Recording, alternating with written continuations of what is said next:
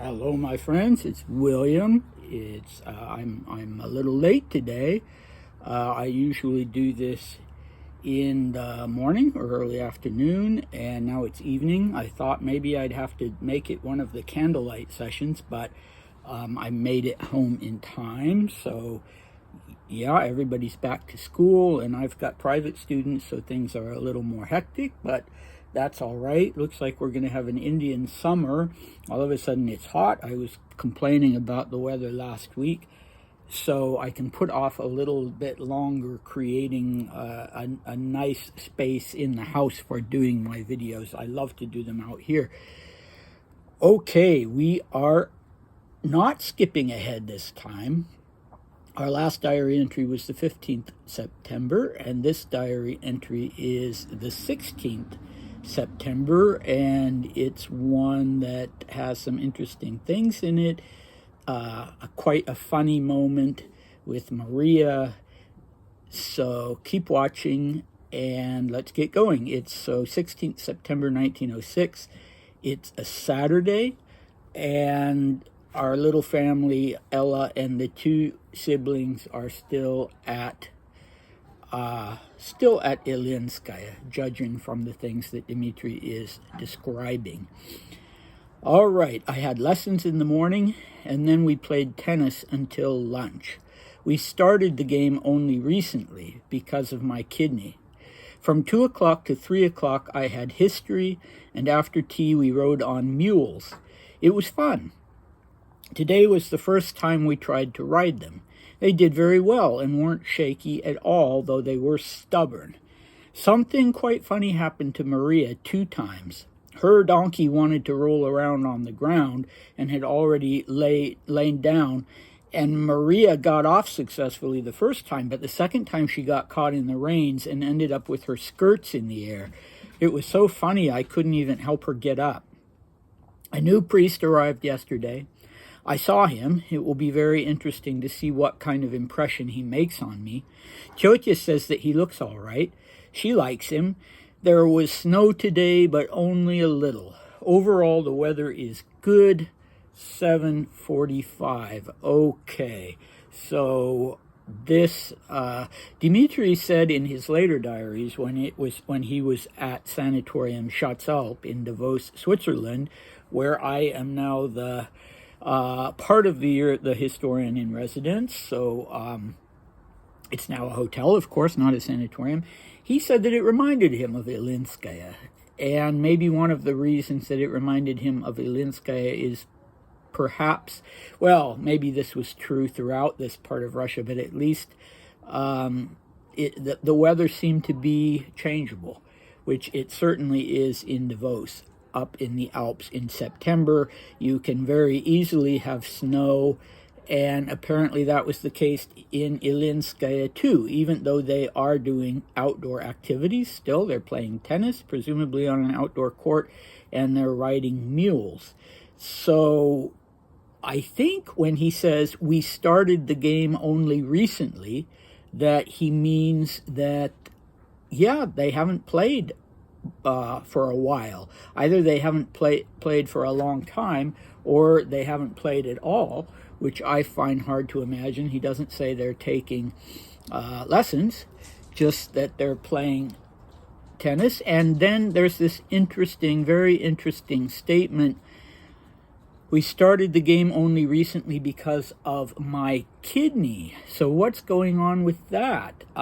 He was certainly considered, or the family worried, I don't know if they needed to or not, but they worried because he was born 2 months prematurely that he was frail and that he would be sickly. And he really doesn't seem to have been, at least not so far in 1906. You know, he's gotten over his headaches, which were the main thing that he was complaining about.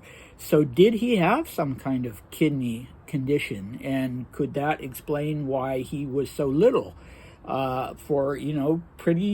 doesn't seem to have gotten a real growth spurt until he was, maybe when he was 15. I don't know. It may be that there was some kidney disease in the family? Possibly. I only say that because I seem to recall that Alexander III died in his 40s of kidney disease, but I need to look into that. I shouldn't necessarily make that statement because I'm not sure.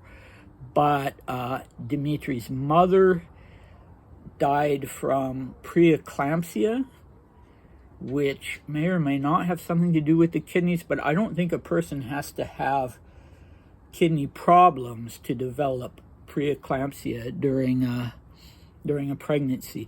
But anyway, Dimitri would, at the age of 50, die of kidney failure.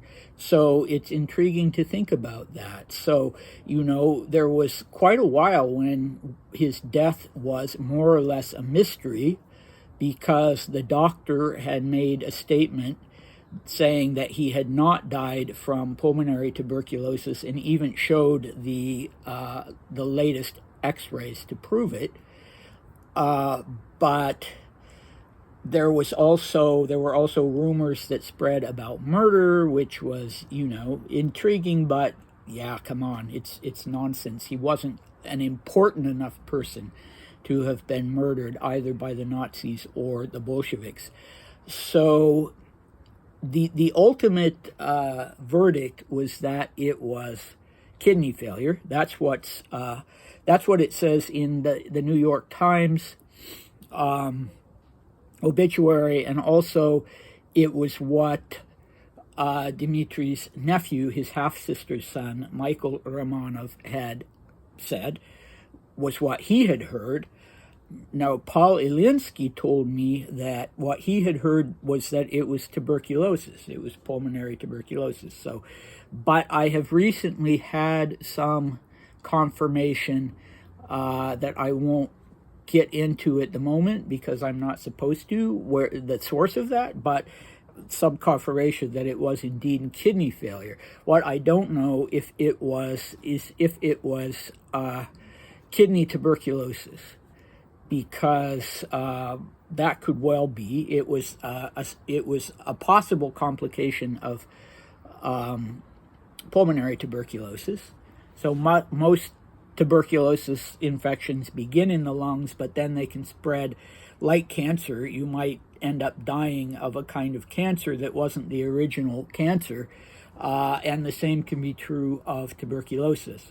So it may be that he had some kind of kidney problem that was relatively mild, so he outgrew it. He had his growth spurt.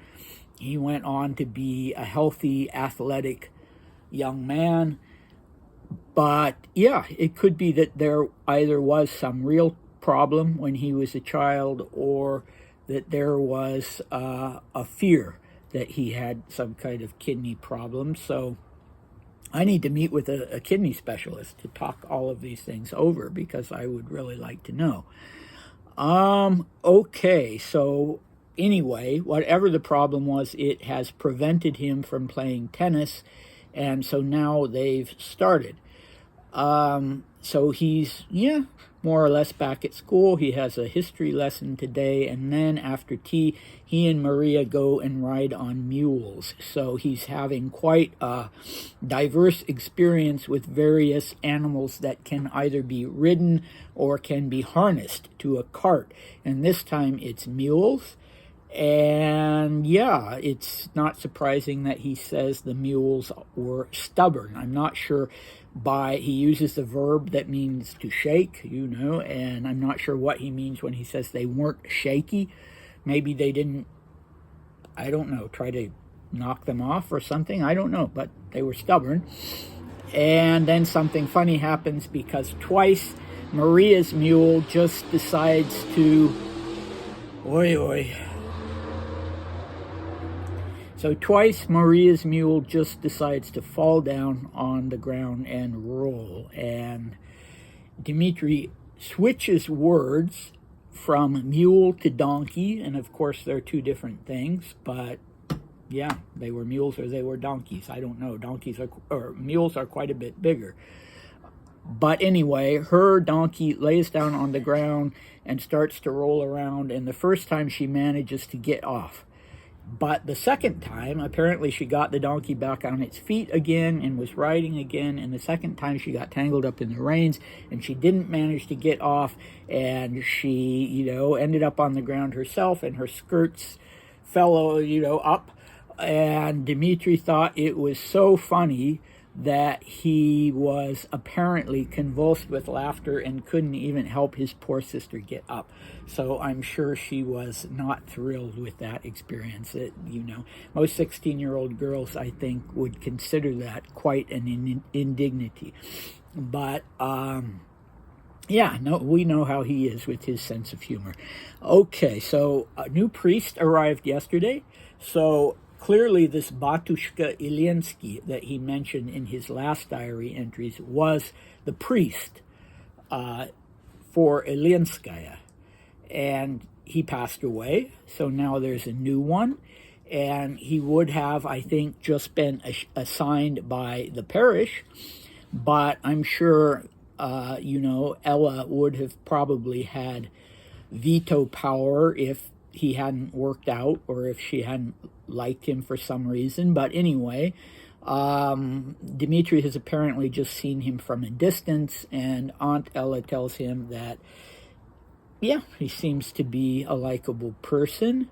And Dmitri always, as we've talked about many times in the past, always vigilant about how people respond to him. So he's already remarking that, it will be interesting to see what kind of impression the priest makes on him when he actually meets him. Okay, so it snowed a little, but the weather is good. It's 7:45 in the evening, which is about the same time that it is here.